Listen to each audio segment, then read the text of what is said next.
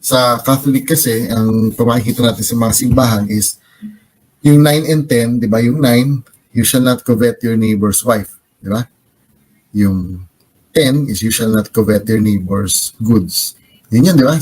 Yun ang alam ng sa mga Catholic, di ba? But for us, we take that as one commandment, the 10th commandment, you shall not covet. Kasi kung babasahin natin yung structure nung sa Exodus chapter 20 tsaka i-compare doon sa Deuteronomy 5, magkaiba sila eh. Kasi ito nga, sabi ko nga hindi enough yung paggamit lamang ng lexicon, hindi enough yung paggamit ng interlinear. Sa pag-analyze kasi ng text, dapat meron tayong background, maunawaan natin yung grammar ng original text. So, hindi pwedeng i-separate yung nasa verse 3 doon sa verse 5. Kasi po, sa Hebrew grammar, sa pag-analyze, yung lotesh tahabilahim sa verse 5 ng Exodus chapter 20, na wag kang sasamba, meron kasi siyang antecedent sa verse 3, yung Elohim Achirim or other gods. Kaya para sa akin, nilagay yon ng Catholic Church na iisang commandment lang kasi sa Hebrew grammar, hindi mo pwedeng i-separate yon. Teka, baka may mga nalilito nga pala sa atin. Kasi nagsasalita tayo, bro, sinasabi mo first commandment, sinasabi ko second commandment, baka nalilito na yung mga nakikinig o makikinig sa atin. Di ba?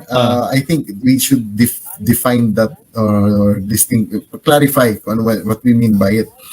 Kasi kung maririnig yung mga Protestants and most evangelicals, we call it second commandment violation. Pero sa Catholic, di ba sa inyo, sabi ni Brother Wayne, first commandment naman siya. Kasi actually, magkaiba yung 10 commandments natin. Hindi naman dahil iba talaga yung 10 commandments, kumbaga iba lang yung numbering. Like, kasi sa Catholic ang sinusunod is, ito, maraming hindi nakakaalam nito, Deuteronomy 5. Di ba may enumeration and may 10 commandments sa Exodus 20, di ba? Tapos meron, inulit yung 10 commandments sa Deuteronomy 5. In fact, that's what Deuteronomy means. Deutero means second, nomos means law, the second reading of the law. So, yung sa, kung babasahin natin yung sa Deuteronomy 5, at lalo na yung last commandment, sa Catholic kasi, ang pamakikita natin sa mga simbahan is, yung 9 and 10, di ba? Yung 9, you shall not covet your neighbor's wife. Di ba?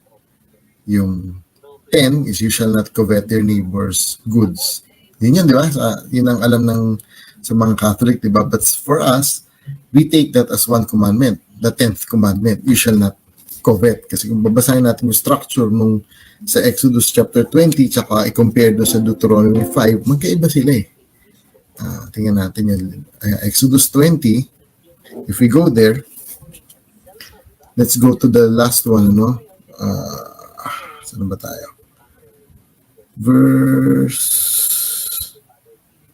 17. Exodus 20. I'm reading from the Legacy Standard Bible, which is now one of the most literal versions in existence. So you shall not covet your neighbor's house. You shall not covet your neighbor's wife, or his male slave, or his female slave, or his ox, or his donkey, or anything that belongs to your neighbor. So now, in fact, inuna, before binanggit yung wife, binanggit yung house.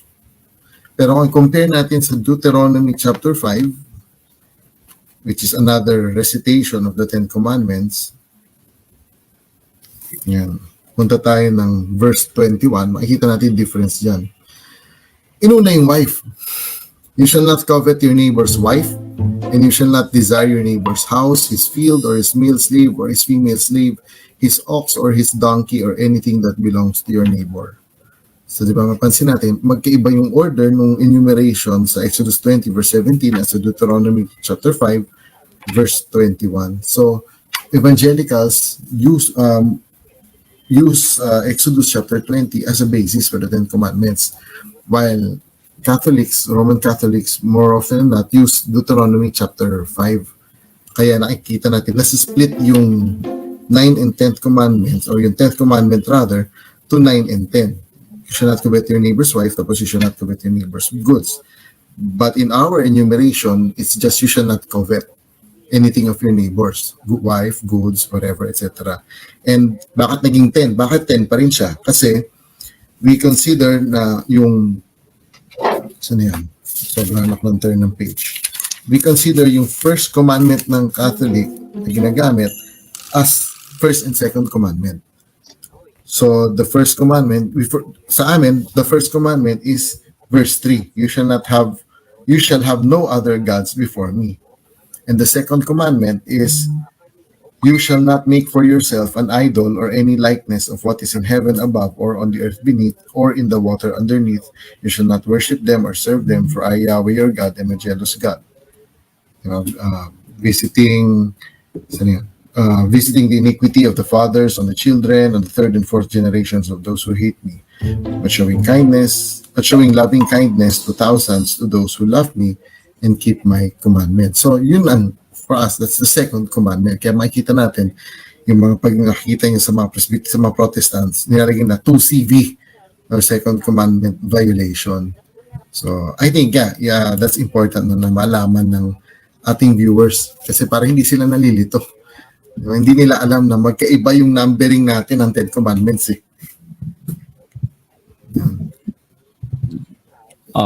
Yes, any comment, Brother Dwayne? Okay.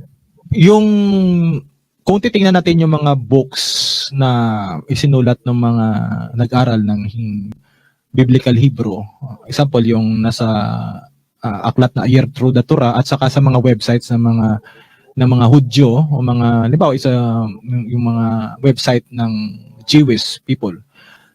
Makikita mo doon na sa kanilang 10 commandments, walang nakalagay doon na wag kang, kung sa atin sa Tagalog, wag kang gagawa ng Diyos-Diyosan. Ang nakasulat lang doon, wag kang magkakaroon ng ibang mga Diyos liban sa akin. Kaya merong mga sinasabi nila na hindi tayo daw naging honest sa ating 10 commandments, tayong mga Katoliko, dahil hindi natin daw nilagay yung wag kang gagawa ng larawang inanyuan doon sa 10 commandments. So parang binawasan daw natin. Hindi po yung totoo kasi pag titingnan po natin, bakit ganon ang makikita natin kadalasan doon sa mga aklat na isinulat ng mga nag-aral ng Biblical Hebrew, sa mga dalubhasa sa Biblical Hebrew. Kasi po, yung sa Hebrew text naman kasi ng Exodus chapter 20 verses 3 to 5 at saka yung sa Deuteronomy chapter 5 verses 7 to 9, tiningnan ko kasi sa Hebrew Bible, pareho lang naman sila ng text. So bakit ko nasabi na yung pag ako ang tinanong niyan, bakit hindi na kailangang ilagay yung wag kang gagawa ng larawang inanyuan doon sa 10 Commandments? Kasi yung Exodus chapter 20 verses 3 to 5 at saka yung Deuteronomy chapter 5 verses 7 to 9, yun ay tumutukoy sa iisang utos lamang. Yung sa first commandment ng Catholic Church. Kasi kung titingnan mo yun sa Hebrew grammar, no? Kasi hindi ko na pupuntahan yung ibang mga doon sa 10 commandments kasi yung topic natin ay tungkol lang sa mga imahen, no? Or sa mga Diyos-Diyusan.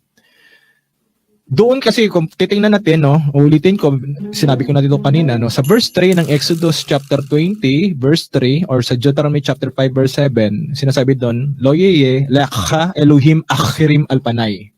Tapos sa verse 4 ng Exodus chapter 20 verse 4 or Deuteronomy chapter 5 verse 8, Lo taase lecha pisel.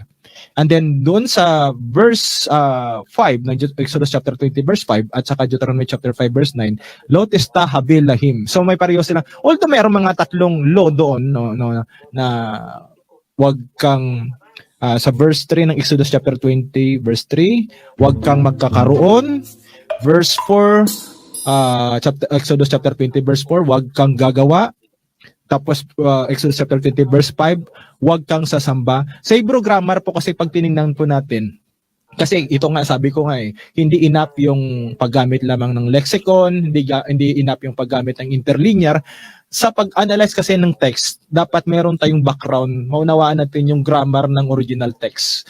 So, hindi pwedeng i-separate yung nasa verse 3 doon sa verse 5 kasi po sa Hebrew grammar, sa pag-analyze, yung lo testa habil lahim sa verse 5 ng Exodus chapter 20 na wag kang sasamba, meron kasi siyang antecedent sa verse 3, yung Elohim Achirim or other gods. Kaya para sa akin, nilagay yon ng Catholic Church na isang commandment lang kasi sa Hebrew grammar hindi mo pwedeng i-separate yon.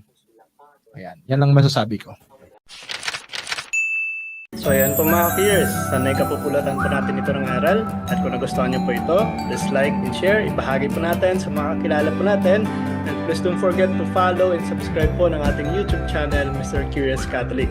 Muli po, this is Mr. Curious Catholic, kasama po ninyo sa pagtatanggol ng ating simbahan. Pro Deo et Ecclesia. Sa Diyos po ang lahat ng kapurian. Hello mga kapatid, follow and subscribe Mr. Curious Catholic. Marami tayong matutunan, mapupuno po yung ating isipan sa mga katotohanan. Dahil ang katotohanan na magbigay sa atin ng tunay na kalayaan. God bless. Hello mga kapatid, inanyayahan namin kayo, huwag niyong kalimutan mag-subscribe sa kay Bro Dance Oberio, Mr. Curious Catholic. Marami kayong matutunan sa pamamagitan ng pagsubaybay niyan sa pagsagot sa pananampalataya na inaatake ng ating mga kapatid sa iba. Yung pananampalataya, and they are not only attacking the teachings of the Catholic Church, but proselytizing the good numbers of the Catholic.